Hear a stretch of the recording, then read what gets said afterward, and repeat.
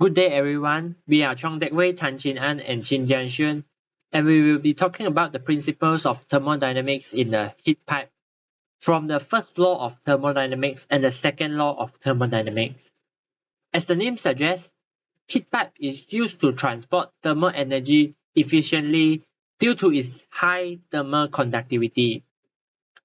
What we mean by this is a heat pipe filled with water at 150 degrees Celsius will have higher thermal conductivity and efficiency, like hundreds times more than that of pure copper pipe.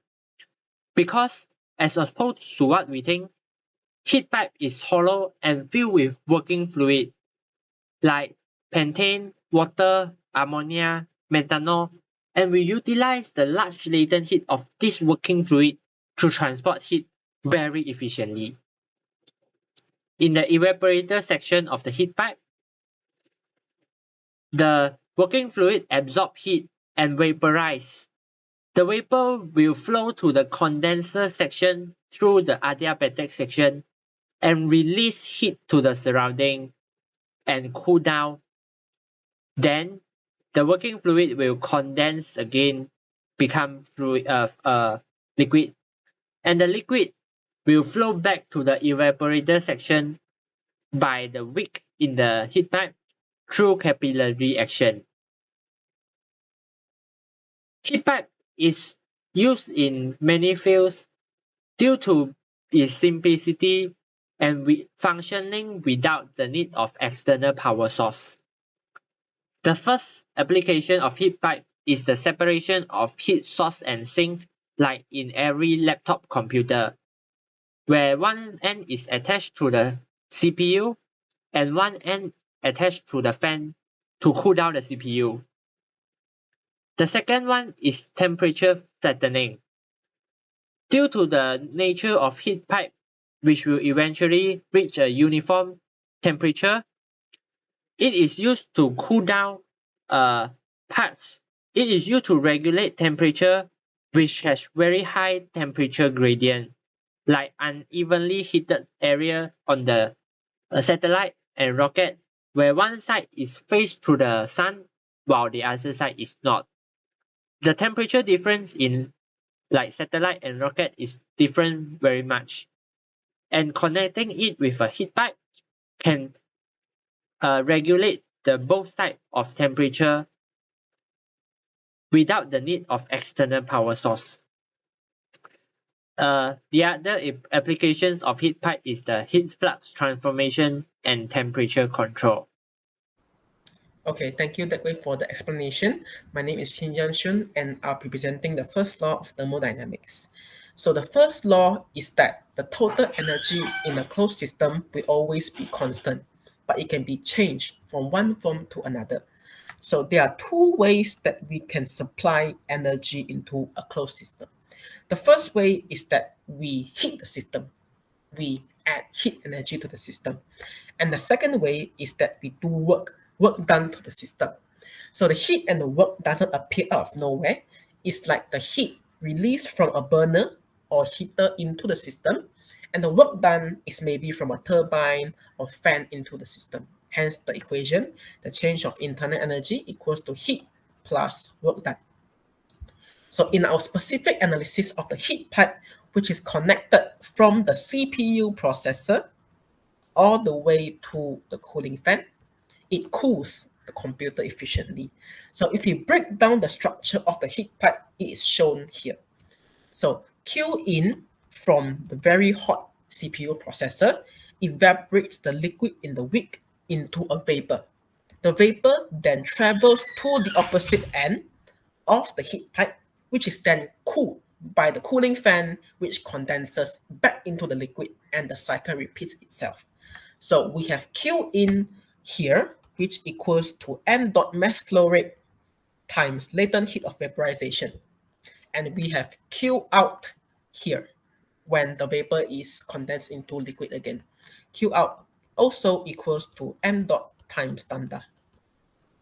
So the Q in to the liquid is the Q out of the CPU. So the energy is converted, same as when the vapor is condensed back into liquid, the Q out of the vapor is the Q in of the cool surroundings created by the cooling fan. So there's a cycle which applies the first law of thermodynamics. So the first law is also applied in various engineering applications dating back to the earliest inventions of mankind, which is a steam engine. In the steam engine, the concept is that the heat and pressure is supplied to the water, turning it into steam, and the steam energy is converted into mechanical energy, which powers trains, ships, etc. So that's all from me. I'll pass it to Tan for the next law. Thank you.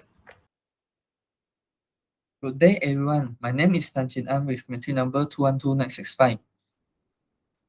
So, does the heat bike related to the second law of thermodynamics? The answer is yes. The second law states that the heat will always flow from a higher temperature to a lower temperature in a certain direction.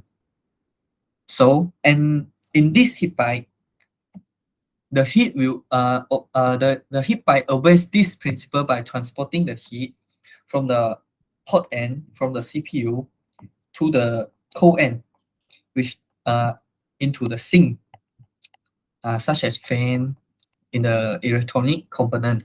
So the details have been stated by my group member previously. So I move on to the second point, which is the degree of degradation of energy, which also known as entropy.